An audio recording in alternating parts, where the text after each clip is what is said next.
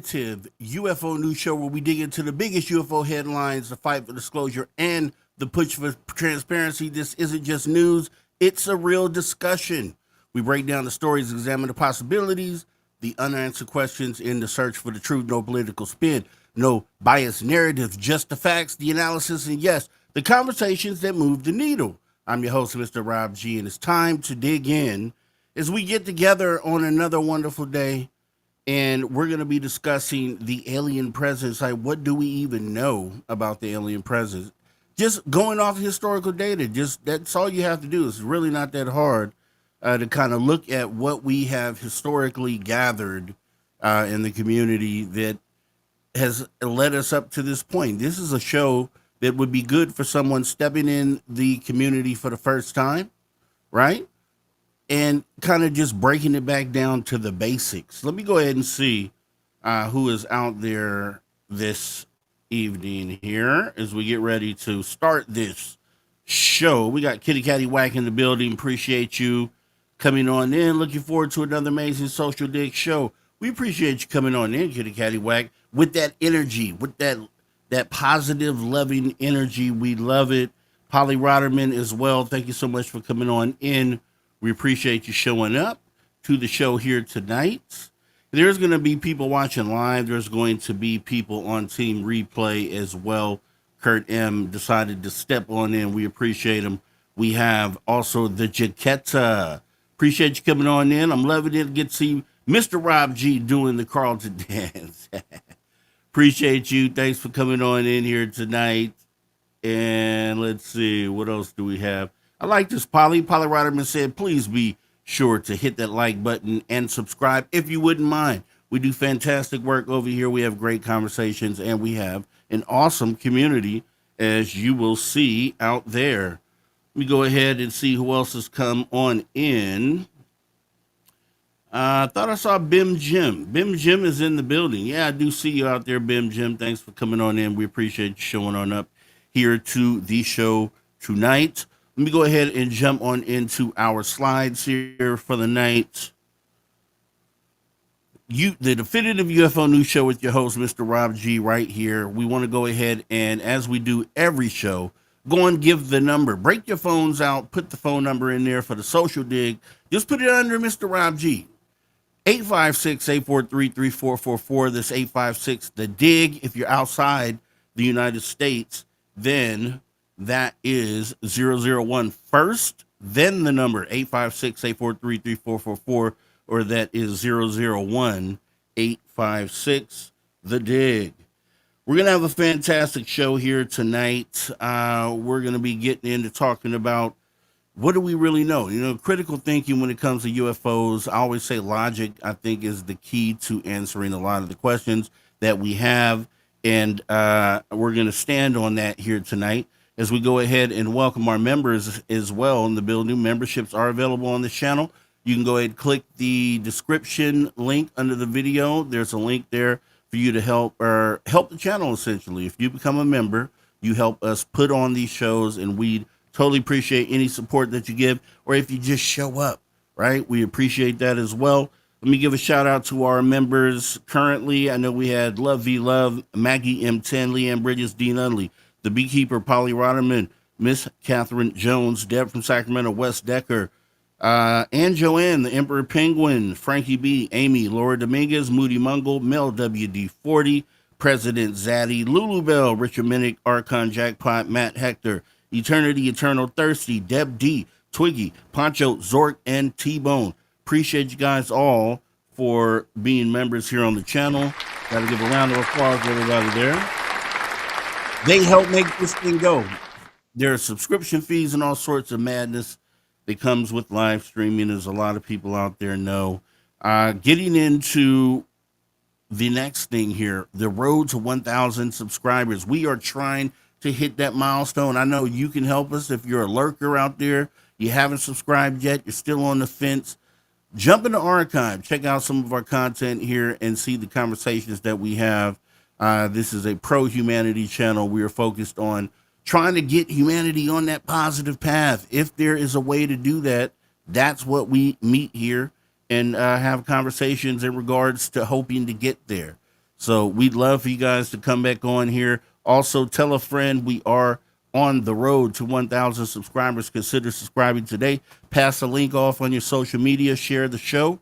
We'd appreciate that as we go ahead and get into the show for tonight. Critical thinking in UFOs, making sense of what we know about the alien presence. And I think all of us can agree that there is an alien presence.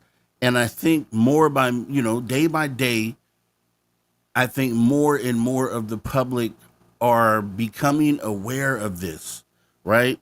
I don't know necessarily how they feel about it, but in a lot of different sections of social media and online content where they don't normally have these conversations, you're seeing it come up occasionally, and you're seeing the people that are having those conversations showing some sort of awareness of events and things that have happened in the past. So that's always a good sign, and it's always a good sign that it's being talked about in places that aren't just designated for UFOs, right? Always awesome, and we need to make sure that we continue that. And we're going to look back, because if you want to talk about UFOs, you want to talk about the fact that, just coming into this conversation, like, is this something that just started happening this within the last 100 years? And if you ask anyone in the community, they'll tell you no. This is something that likely has been going on maybe longer than human beings have been here on this planet, if you really want to look at it. And, we could go deep. There's all these different stories and tales on, how that may have come to be, right? But I don't know if we could hang our hat on a lot of that stuff. A lot of that stuff is just stories. But what do we know, right? Let's take a look at a few things here. Wanting to get this thing kicked off. You may have seen this image here. This is from the year 1561. Obviously, we have ancient aliens when we talk about ancient astronaut theory. We talk about the Vimanas in India 7,000 years ago, right? So there's definitely been writings, pictographs on walls depicting what we think might be the extraterrestrial presence being referred to in ancient times, right? So we know we have those things. But we had this was interesting, because this technically was a news report of its day, per se, which would be the Nuremberg broadsheet. If you're familiar with this, great. Let me go ahead and make sure that we get this up, and let me put it up full screen. So the Nuremberg broadsheet, I'm going to go ahead and get into a little bit of the talk here. This is from the year 1561. On April 14th, 1561, the skies over Nuremberg, Germany were reportedly filled with unusual aerial objects. The local printer, Hans Glasser, produced a broadsheet, which is what we're looking at here on the screen, a broadsheet depicting this phenomena and offering a written narrative. The woodcut illustration shows a chaotic scene. Rods, spheres, and crosses filled the sky, seemingly engaged in a battle. Glasser's text described the event as dreadful apparition witnessed by many townspeople in the early morning hours. Contemporary interpretation framed the incident as a divine warning. The broadsheet suggests that the strange sky battle signals God's displeasure and urged people to repent. Modern UFO researchers, however, see the imagery as consistent with descriptions of mass sightings and aerial phenomena. The variety of shapes, cylinders, globes, discs has prompted speculation and about whether it could be an early record of unidentified flying objects. And when we look at a lot of the sightings today, this has always been one that struck me, right? Because once you get the explanation of why it was drawn out, and then you think about some current day sightings that you may have seen on video, you could see how the two things align, how this would be depicting a lot of the things that we see in the sky today. So Those are the connections that let you know that what they're depicting here is likely what we have been currently experiencing with phenomena. And this goes back to 1561, right? So we're talking about 500, close to 500 years ago, about 450 years ago. And 4 years, I wouldn't say 5 years after this, they had the Basel broadsheet, which is very similar, as you'll see here.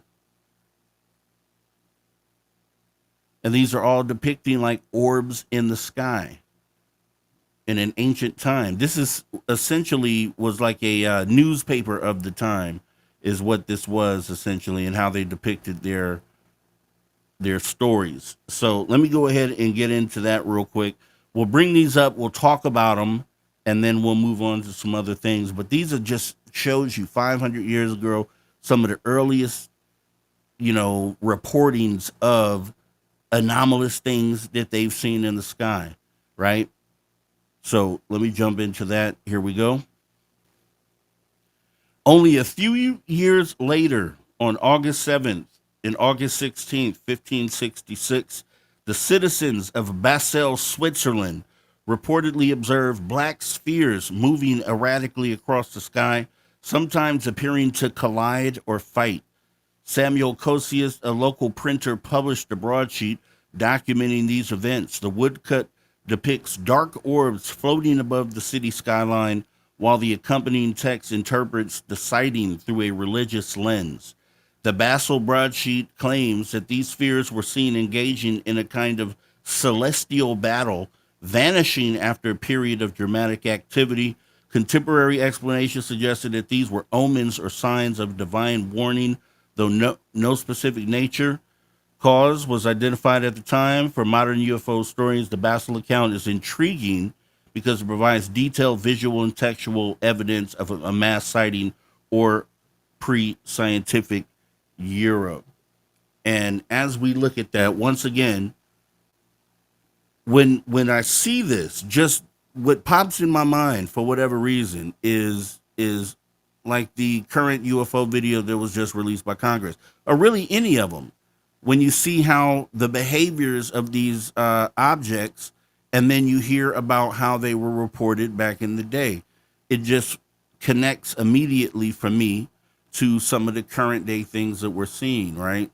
So you have to imagine back in this time, in any time, prior to the technological era, a lot of these things were looked at as magic or gods, or something looked at, as they said, through a religious lens, where, a lot of people, if you look at the government right now, there's been people within the government that are leaning into the whole religious aspect and giving this a whole religious, feeling. And I've asked questions because I wonder why that would be the case when we started nuts and bolts on, as far as the current, investigation into UFOs.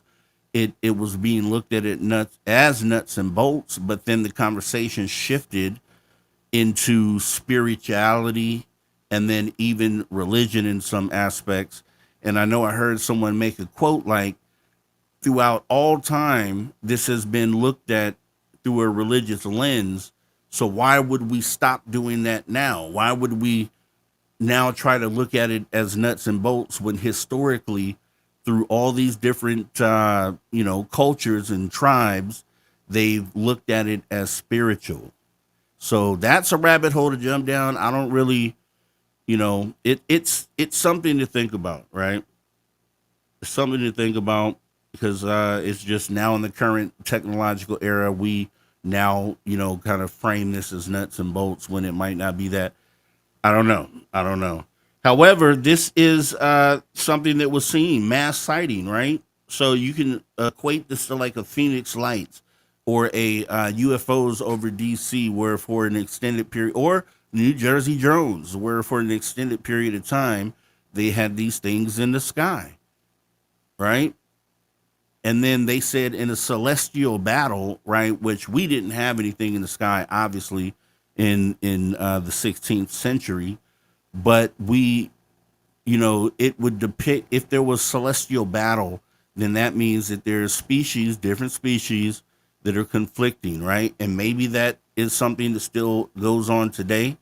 I don't know. I know at the very least that we are potentially conflicting with these things. So I don't know if that plays a part into all that, but it just goes to show that there has been a back and forth, a tug of war, a pull and push since the 1500s. So very interesting, very interesting. Way before the current modern UFO era. So other historical references or things that we could look to that kind of bring home that the UFO phenomena is a real thing is once again the petroglyphs, but then also the Nazca lines. One of the biggest potentially, I think situations where we were trying to communicate directly with extraterrestrials. So just think about this, and we talked about this. So with the whole New Jersey drone situation, if that turned out to be anything anomalous, what did we do in response, right? We didn't do anything really, right? Maybe some people tried to see E5 or communicate through telepathy, but what did we really do with the moment? We didn't do anything. But it appears that if you look at the Nazca lines going back, and I thought I had that up here, but if you go back to the Nazca lines, these objects were kind of dug out in the dirt, too big for people on the ground to see, obviously. So you would assume that maybe the people of that time were having sightings like in this Nuremberg broadsheet, as the depiction shows there. Maybe they were having the same thing in Peru, and this was their response to that, right? Trying to communicate back. That's what you would do. And that's why I was wondering, like, are we missing out or not taking advantage of moments that we're having because we're not doing any sort of organized or formed attempt to communicate back, right? So I think that's what the Nazca lines were. There are a lot of different theories on what they were. They said that they were navigation lines to water sources. A lot of different thoughts as far as that goes. But you have to think, you can't get past the fact that you can only see these things or appreciate these things from very high up in the sky. So for sure, it was meant for a bird's eye view. But then you could get into the whole religious thing. Was it for the gods, as some people will say, or was it for what they may have been looking at as the gods, which were these flashing lights and these weird, anomalous things coming in from outer space? So it could be either thing. But if we can say that extraterrestrials have shown themselves here the entire time, then we could likely say that they were doing this in response to something they were seeing that may have been considered extraterrestrial related, right? It only makes sense. But look at some of the shapes here. I was trying to make sense of the shapes. I don't know if is this simply them showing what we have here on Earth? Like some of our creatures are the animals of the region, right? Are they trying to show this to the extraterrestrials as far as the same way we did when we sent off the gold record with different, Earth references, right? Is this the same sort of idea here is what I would think. And this is what they look like in the dirt. These have been highlighted so you can see them better, but essentially you can't see these things from the ground. Or you could you could see something that's dug out the ground, but you can't tell what the shapes are, and they're so symmetrical. That's the other thing. The symmetry there is insane. So I don't know. But let me go ahead and get into that. The Nazca lines in Peru are one of the world's most intriguing archaeological cultural mysteries, located in the dry coastal plains of southern Peru. These massive geoglyphs were created by the Nazca civilization between 500 BCE and 500 CE. They include hundreds of straight lines, geometric shapes, and enormous depictions of animals, such as hummingbirds, monkeys, spiders, and whales. The lines were formed by scraping away the dark reddish surface soil to reveal the lighter earth beneath. Most of the designs are so large that they can only be fully appreciated from the air, which has fueled endless speculation about their purpose. There have been multiple theories proposed. Some suggest that they are part of a religious ceremony practices aimed at honoring the gods, or invoking water in the arid desert, which is what we talked about, pointing to, geographically pointing to water sources. And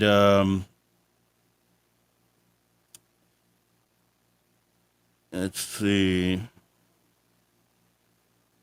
Okay, yeah. Invoking water in the arid deserts. Others view them as astronomical calendars or pathways for ritual processions. One of the most famous alternative interpretations is the UFO theory. Inspired by the aerial visibility of the lines, some enthusiasts speculate that the geoglyphs might have been landing strips or messages for extraterrestrial visitors. Authors like Eric von Daniken popularized the idea in the 20th century, suggesting that the Nazca might have created the lines to communicate with beings from other planets.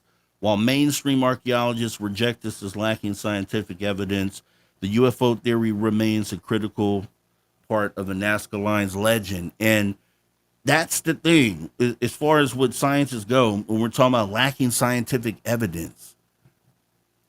But that's where your critical thinking and common sense steps in, right? Because these things are so big, the pictures, why draw the picture?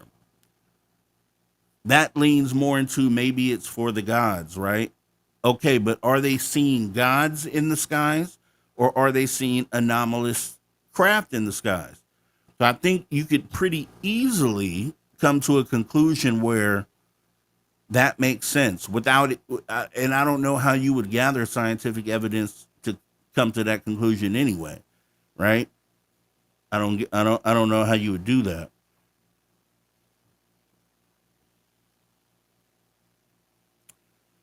So with that being said, this is just historical, right? This part is just some of the things that we have found over time that let us know that historical civilizations may have also dealt with the same things that we are currently dealing with now. It lines up on a lot of different levels, right? So we can pretty much say that the extraterrestrial presence has been here for as long as 1,000 years. We know thousands of years, probably, and maybe even longer than that, right?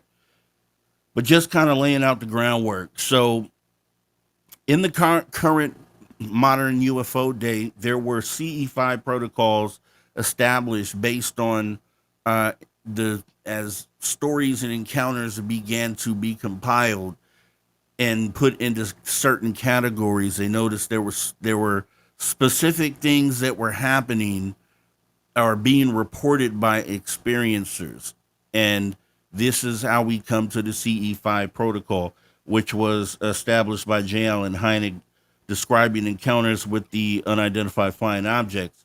So we'll go over that because maybe you don't know what all five are, right? And so if you're stepping into this for the first time, this is perfect for you because CE1 or CE, the close encounter of the first kind, is simply a visual sighting of a UFO.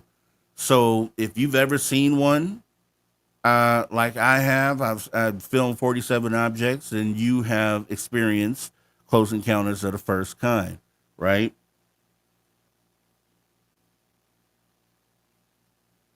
And actually, this was also, I wanted to show this too. This was some cave art depicted. Some, a lot of people are feeling like this is depicting astronauts with helmets way back in the prehistoric time. But getting back to the CE protocols, so close encounter of the first kind, seeing a UFO, seeing something anomalous in the sky. Most experience, well, every experiencer pretty much have experienced that at the very least. And then if you haven't, once you have, then that would be considered a close encounter of the first kind. So, close encounter of the second kind, I'll bring these up on the screen. There's no secret to a lot of you what the definitions of these are. Close encounter of the second kind, a UFO sighting accompanied by physical or electronic effects such as radiation or malfunctioning equipment. So, that would, I feel like that's Cash Landrum. That's like Rendlesham, essentially, where you had an encounter with an object or craft, touched it, or just was too close to it and experienced some sort of adverse effect from it. That's if you've had that, then you've experienced close encounters of the second kind. Now, Close Encounters of the Third Kind, one of the most awesome movies out there, by the way.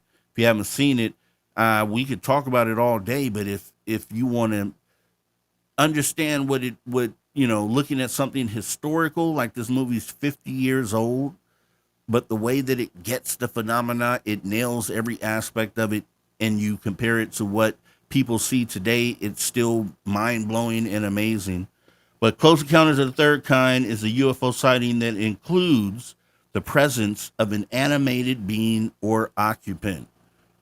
So you have a UFO. I mean, you have an extraterrestrial step out of a UFO or make its presence known. So there's some of the most famous sightings that I always talk about that I love, which are the elementary school and just the school sightings in general. There's at least like 3 or 4 out there, but the most popular ones are the Ariel School, Westall School, where these things just landed their craft, got out in the middle of the day, attempted communication with the kids, and in some cases adults that were on scene, depending on what incident you're talking about. That's a close encounter of the third kind. This is the one that I hope I don't ever have to deal with, but I've talked to people who have dealt with this part of the phenomena, which would be CE4. This is a scary one. This is where it starts to get scary. Some people are split between how they felt behind this, and we're going to actually get into that because we had, we'll talk about abduction cases here in just a minute, but this is essentially the abduction of a human being by extraterrestrials, right? So I always say we know about the abduction phenomena because of the individuals who were abducted and then brought back. Is there an element of individuals who were not brought back, right? Is there some of both going on, right? We know of one. They say like a dead man tells no tales, right? So we know the people that have come back have been able to tell their story. But is there a segment of people who have not been returned, which goes into David Paulides? We'll do a show on this separately, but something you got to think about. And it's part of what we know, right? It's part of the history and the reporting on CE4, where people have been abducted, experimented on, and other things that I don't want to really bring up because we can't. I don't know if we could say for sure the things that happened or what the purpose was, right? So we know at the very least they've had this encounter and been brought aboard the ship. Why is a whole different bucket. And then Close Encounters of the Fifth Kind, right? Which this is Stephen Greer, human-initiated contact or communication with extraterrestrials, a concept attributed to Dr. Stephen Greer and distinct from Hynek's original scale. And not, I think they always bring up Greer because he was the most vocal about it, but really is just summoning, which is telepathy, which is something that we already believed in or felt existed anyway. So I don't know why they keep attributing it to Dr. Stephen Greer when really it's just the expansion of your consciousness and attempting to connect consciously to extraterrestrial beings, which some people say they can do. Chris Bledsoe amongst some others out there as well. So that's your CE5 protocols. There's rumored to be C6, 7, 8, which is not what we're going today. We can maybe do that on a different show, but there's definitely some other things that might be involved there. Also, getting into what we consider the modern UFO era. The modern UFO era would be Roswell essentially going forward and thing, because as far as government cover-ups go, we know this was the original cover-up, the cover-up that became the cover-up of itself. If that makes any sense. If it doesn't, blame the government on that, because they came out initially, said that they had the crash disk. Very next day, changed it and said it was weather balloon. And then, 30, 40, 50 years later, came out and said it was something totally different. So we're going to go ahead and get into that. Once again, a lot of people know about this, but the people just coming in, this is breaking news for them. This is fresh, knowledge for them. So we'll go ahead and lay it out for them what happened here in Roswell. Roswell UFO incident remains one of the most enduring and controversial events in history of unidentified objects occurring July 1947. The incident began when a mysterious object reportedly crashed near Roswell, New Mexico. Initially, the Roswell Army Airfield, or RAAF, issued a press release stating that they have a recovered flying disc. Created a media frenzy to fuel speculation. However, the military quickly retracted the statement, claiming instead that the debris was from a conventional weather balloon. This sudden change in the official narrative planted the seeds for decades of conspiracy theories and investigations. The first crash site was located about 75 miles north of Roswell. Rancher W. Mac Brazel discovered unusual metallic debris scattered across his property, including lightweight materials that some witnessed later describing as having extraordinary properties. When military personnel arrived to collect the wreckage, they cordoned off the area, reportedly removing all evidence and instructing locals to remain silent. This secrecy only deepened public suspicion. Less widely known is the claim of the second crash site. According to some UFO researchers and eyewitness testimonies, a separate crash occurred in the plains of San Agustin, west of Secura, New Mexico. This alleged site reportedly contained more substantial wreckage and, according to some accounts, alien bodies. Several witnesses, including civilians and former military personnel, have claimed that the second site was the primary recovery location for non-human entities, while the first site primarily held scattered debris. Both sites were quickly secured by the military, and much of the evidence was allegedly transported to Wright-Patterson Air Force Base in Ohio. And if you want to believe what has been said, we did a show on government contractors a few weeks ago, and some people believe that it went from Wright-Patterson Air Force Base to Lockheed Skunk Works to Plant 42, which is where some people feel like that material is still there to this day, which is 60, 70 miles from my current location. And I have vowed to go ahead and go out there and film live on the scene, maybe do a 20, 30 minute, question taking segment while out there. And because you can actually pull up, unlike other facilities where you get to a gate and the facilities are still miles inward, these buildings are literally 10 feet, 20 feet on the other side of the gate. So you could film the facilities, but obviously you can't get in to do any more than that, which we wouldn't want to do anyway. But is this where that crash retrieval, the material from Roswell, been held? Is it somehow back and forth Area 51? We know Plant 42 has a direct connection to Area 51. There's flights, the Janet flights that charter back and forth from Area 51 to Plant 42 all the time. So that Roswell wreckage could be there, potentially. So obviously the cover up of the cover up, this is how it all kicked off, right? This is what we know. We know that the government at one point in time came out and admitted that they had a crashed craft way back in 1947. They've been lying ever since. So another part of this phenomenon that we could say that we could pretty much take home, and something that always still affects me to this day and makes me feel some kind of way, and we're not going to play the audio or play the tape from it, but we'll talk about it when we get into alien abduction stories, is the Betty and Barney Hill abduction case.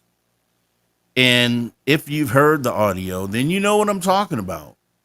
When they go through their regression therapy, and it's painful to listen to, heart-wrenching, right? And it really makes you feel, what the feeling was in that moment for them.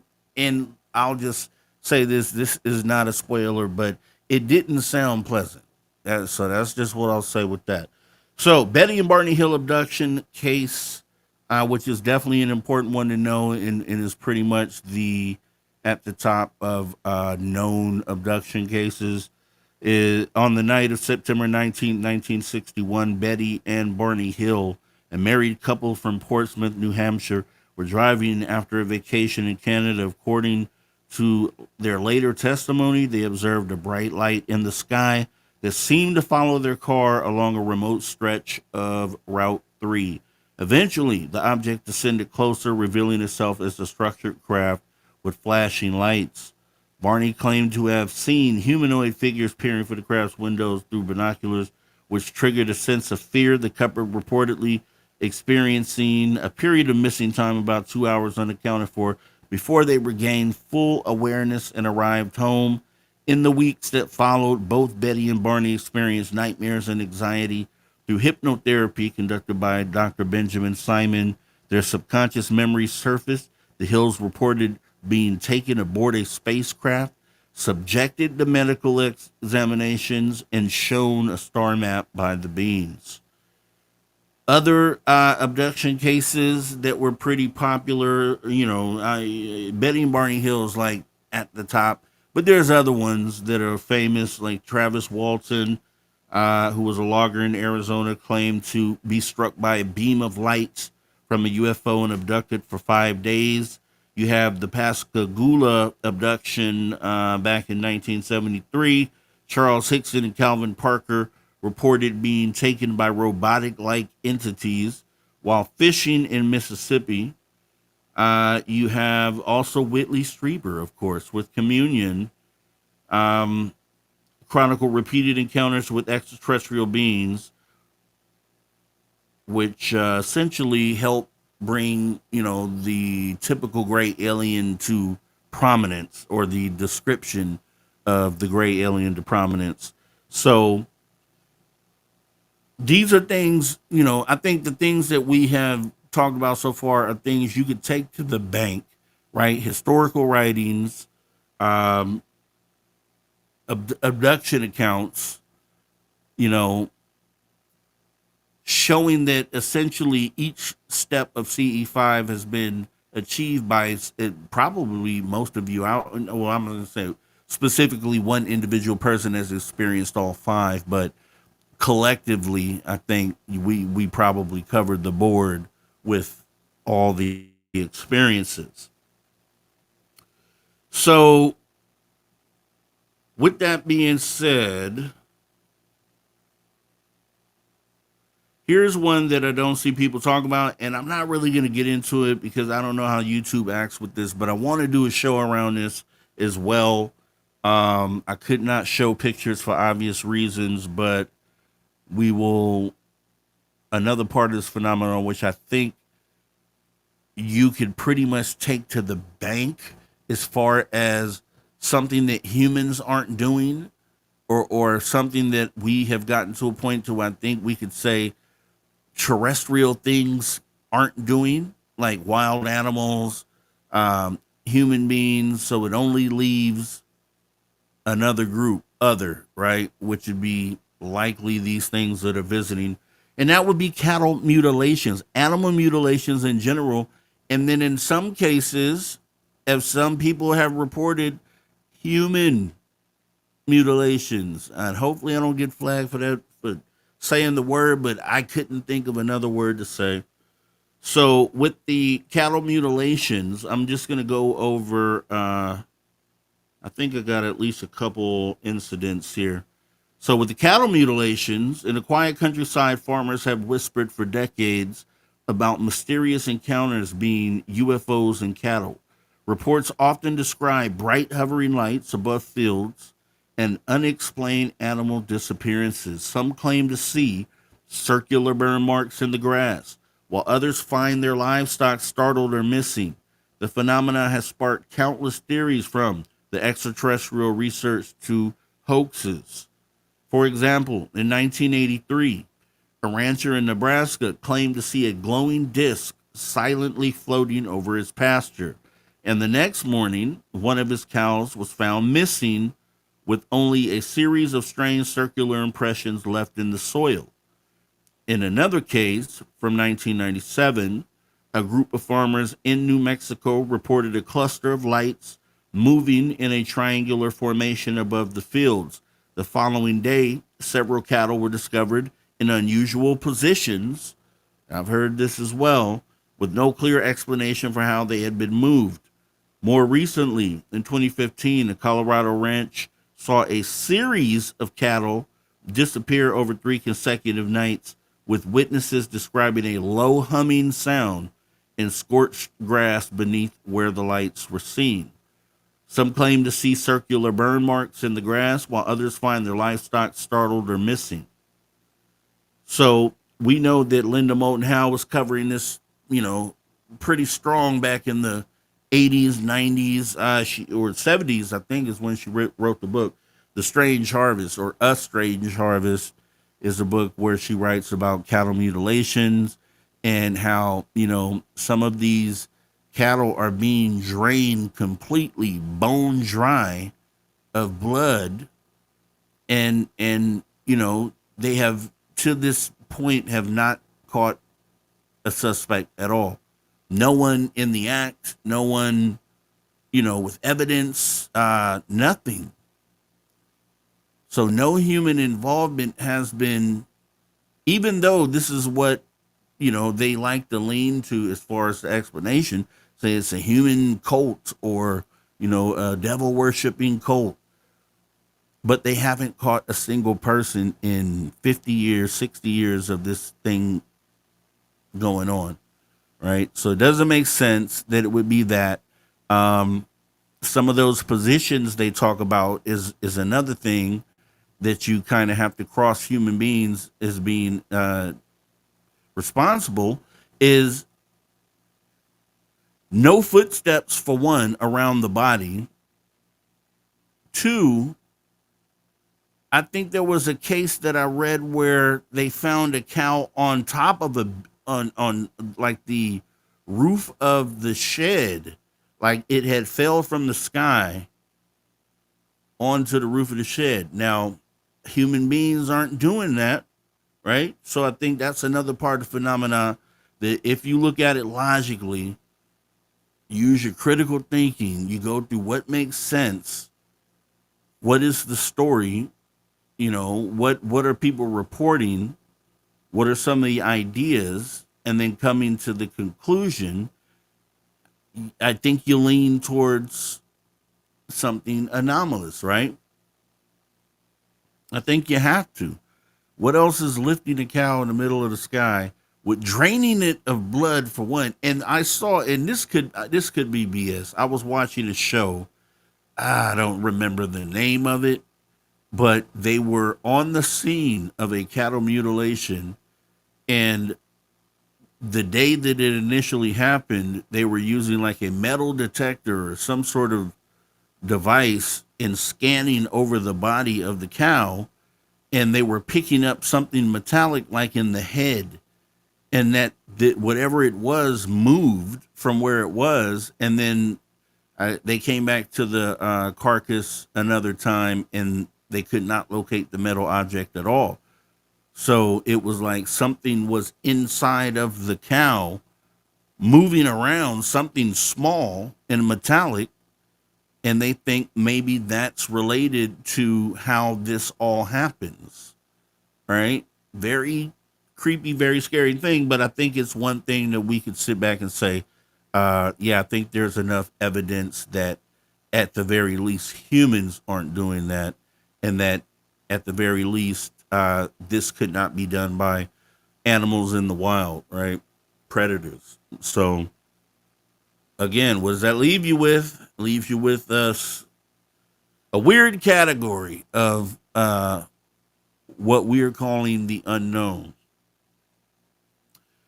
So this is getting into our next show too, because we're going to do a show, the next show on Friday. We'll talk about like are we even able to integrate with human or aliens? Can aliens and humans integrate, right? If they're here and they just show up and they say, hey, we want to, become a part of your community, would we integrate, or vice versa?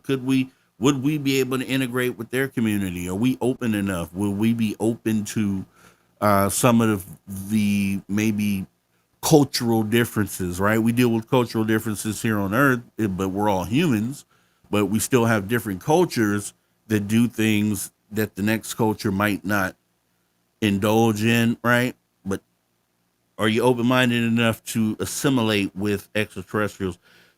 A few possible reasons the aliens might be here, that they might be visiting Earth. Biodiversity.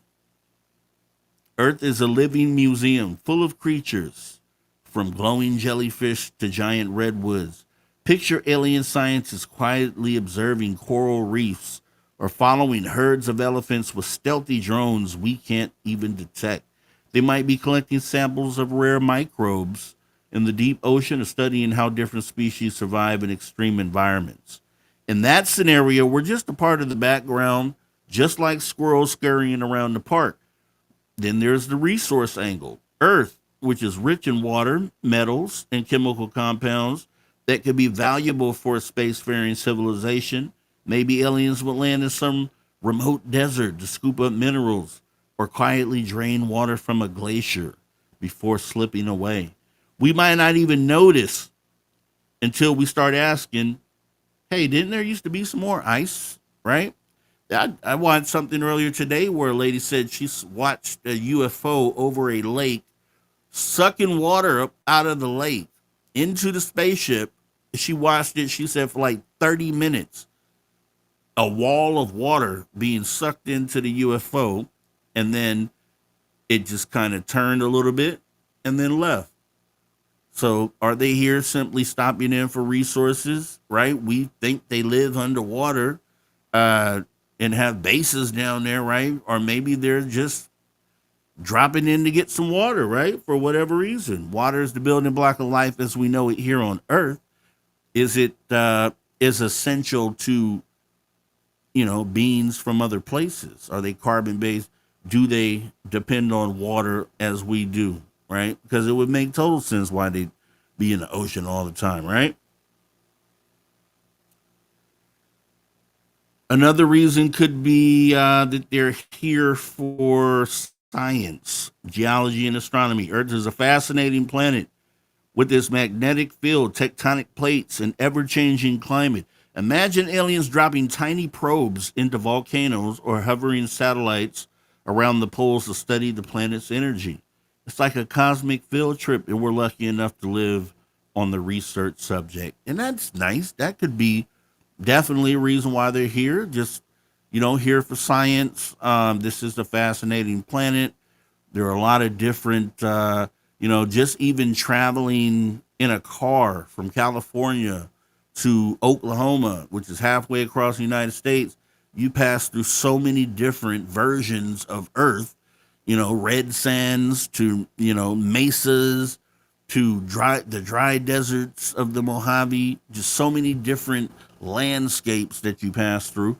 If you were a scientist and you were, seeing these areas for the first time, you'd be studying these areas. So yeah, that would make total sense. But we can not ignore the darker possibility, aliens with bad intentions, right? Which we talked about on the other show.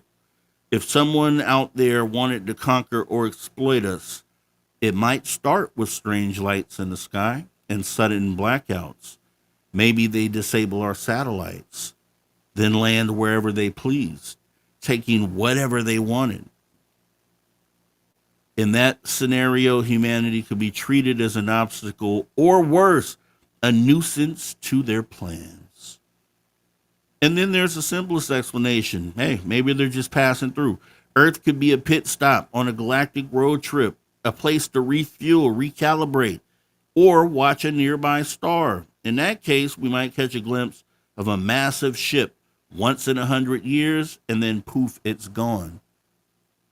Like 3-Eye Atlas, if that turns out to be. And that's exactly what I was saying, right? What if they have these in a little different, but you would assume, and I would hope, especially, with what we know about human beings, if we got out there and started traveling the stars, we would for sure, put some sort of rendezvous points out there, almost like space stations, right? Just think of space stations, but just dotted all over the solar system, where you could dock in with that, replenish on supplies and things of that nature. And maybe that's, maybe that's what they do as well. Maybe they're here for a while. Maybe 3-Eye Atlas is a cosmic bus for them, right? Maybe they're sitting, Earth is the bus stop. 3-Eye Atlas is the bus, right? And they're waiting for the bus to come through to take a trip to wherever it takes them next. These are just obviously at this point things that you could think about. But with that being said, humans might be the last reason why these things are interested in Earth. You got to think about that. We think that we're so important and that we're the focus, but we could be the least interesting thing to them, in the reason why they're visiting here, right? They could be sitting in their ships like the nerve of these humans thinking we're here for them. Like, we don't want to talk to you guys. What do you guys talk? We don't want anything to do with you guys, actually, right? We're just here for the water, here to, indulge in X, Y, and Z, and then we're out of here, right? What if that ends up being the conversation that we have? Who knows? But they could be here to say, hey, let's integrate, and we'll have something like District 9, if you've ever seen that movie. If you haven't, it's a crazy movie. You definitely want to go out and see that. But with that being said, I think those are the things, when you talk about just the bare basic things that we have out there that that go back far enough to link everything together to bring home the fact that the alien presence is here, and then using that information to kind of formulate some sort of thought of then, okay, well, why are they here? So we know all that. Then why are they here? And that's kind of where we're stuck at this point, trying to get the answer to that. That is the burning question right now for everyone who wants to know, is like, why are they here? We know they're here, but why are they here? And as you'll see on the next show, maybe they're just here to assimilate in a peaceful way. Maybe they're here to assimilate in a non-peaceful way. And we'll kind of jump down that rabbit hole when we get to it. I wanted to make sure that we didn't go too long tonight, so we're doing a 1-hour show. Want to get in, get out, and we'll make these shows roughly about an hour each. I do appreciate everybody out there. Let me go ahead and flip through the slides here. We have other shows. Just keep an eye on the channel. Hit the notification bell, and you'll be notified. I got a few things up my sleeve that I'm trying to get set up. So be on the lookout for that. We'd appreciate a like and subscribe if you have the time to do so on tonight's video. Let's see. I'm going to read some of your comments here in just a moment. But we are on a road for 1,000 subscribers. Consider subscribing today. Also share if you wouldn't mind. And I'm going to go back about 10 minutes in the chat and see what we have here. Okay, let me go back here. My guy Mateo is in the building. I thought this would have been a perfect one. I'm going to reach out to you and we'll talk in a moment here. C-Tech was saying Peru is some of the most mysterious ruins in the world, like Machu Picchu. How they were built is still not understood. Perhaps the Nazca lines worked and brought them the help they needed.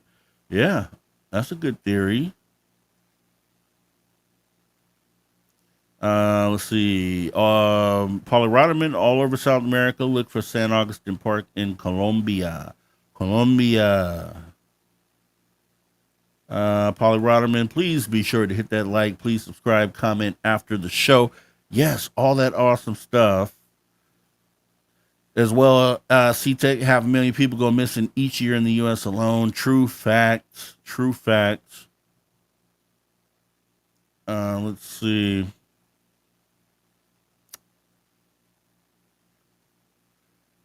Skywatcher is not C-Tech. Skywatcher is not also big into C5, but they call it psionics right now, or they do.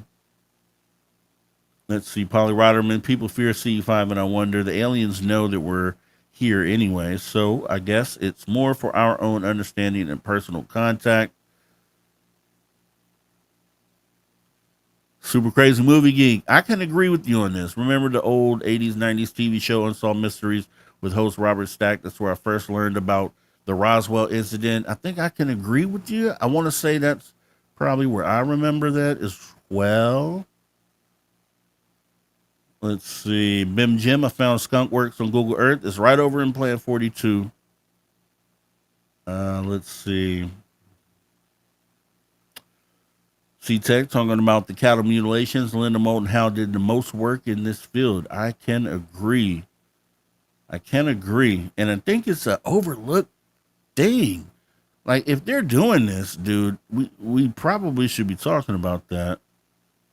Yes, exactly. C-Tech.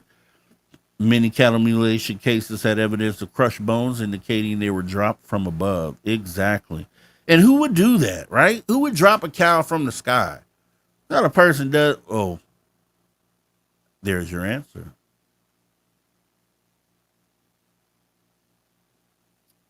Let's see. Who is this here? This is Kurt M. What do you think about abductions following family lines over time? I don't know. Is there enough data to know that?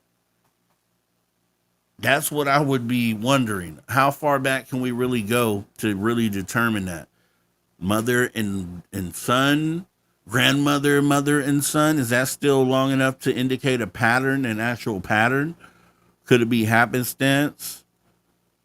That's why I don't get too far into the family bloodline thing, because I don't think there's enough data out there to come to that conclusion.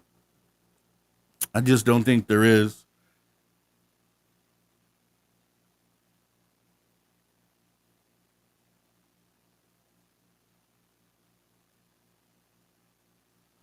All right, let's see. Flat six, if they truly evolved on another world, the differences from us could be staggering, like trying to establish peaceful relations with the colony of termites. And that's kind of what we'll be getting into that tomorrow, or Friday rather. So that'll be an awesome conversation. Flat six. Let's see. Kurt M. If they're trying to dig up, or if they're trying to upgrade our species consciousness, they would need a large population, some upgraded and some left unaltered as a control, so they can see how well the upgrade is going. Okay, I like that. Let's see.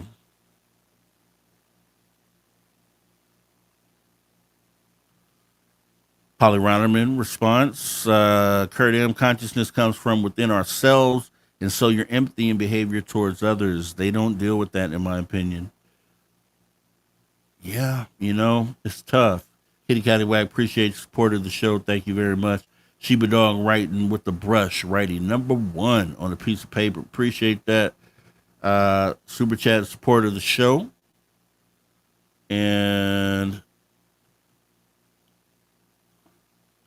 Ever SOR, 1 hour too short. You know, I'm trying to figure it out. So maybe 120 is what we'll do, somewhere in there. I want to have make sure that these shows are digestible. We're so used to doing 3-hour marathons over on Spaced Out Radio that I want to make sure that we also get some shorter form content that's easier for others to digest. Let's see. Yep, flat 6. It's a scary angle, but we need to explore it. That is true. It's true fact. All right. And that looks like we are about current here. So that's what we'll do. That's what we'll do for today's show. Just experimenting. I wanted to put it right at about an hour. Because I know the last couple of shows we did is about an hour, 45 minutes. I'm just feeling like those are too long. We're trying to find a sweet spot on these particular news shows where we just get in, deliver the information, talk for a little bit, get out. And then I have other shows on this channel where we could kind of sit down and chew the fat, as they say. I'll do a late night show, and we have the social dig still. And I need, so someone step up to the plate. This is a call to action right here. We're trying to do an episode of my experience with the phenomena, but I need someone who has had an experience with the phenomena. I know preferably if you haven't been on already, we like a new story if possible, but if you've been on before and you have a totally different part of the phenomenon that you want to talk about, let me know. Reach out to me, booksocialshow@gmail.com, because we are long overdue for putting on one of the phenomena shows, and I think we need to get that back into the rotation here. That way we have a variety of content here on this channel, and we'll make sure that we do that. I'm gonna have to keep this in mind.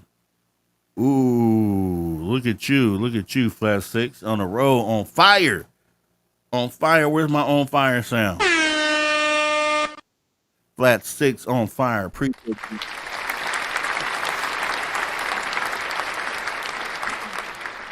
Road to 1,000 subscribers. Let's get there. It shouldn't be that hard. When we're on Spaced Out Radio, we get, a couple hundred a month. We need about 350 more subscribers to hit 1,000 on this channel. That should be super doable in a short period of time. So let's make sure that we're out there promoting, sharing the show, bringing people in on these conversations, and let's continuously move this needle. With that being said, I'm going to go ahead and get out of here for now, prepare the next show, and I will see you guys on Friday. Have a great rest of your night. Take care. Welcome to the Social Shop, courtesy of the Social Dig. I am Mr. Rob G, and we are bringing you exclusive gear, and tonight's no different. We have Humanity t-shirts, the positive progression of humanity. Yes, you can go out into the world and proudly show everyone what humanity means to you. $32.99, and remember, if you're a social soldier, you get an additional 20% off the price. That's right. Being a social soldier gets you an additional 20% off. And keep in mind, depending where you are in the world, shipping fees and taxes will be applied. Bringing you exclusive gear right here at the Social Shop on the Social Dig.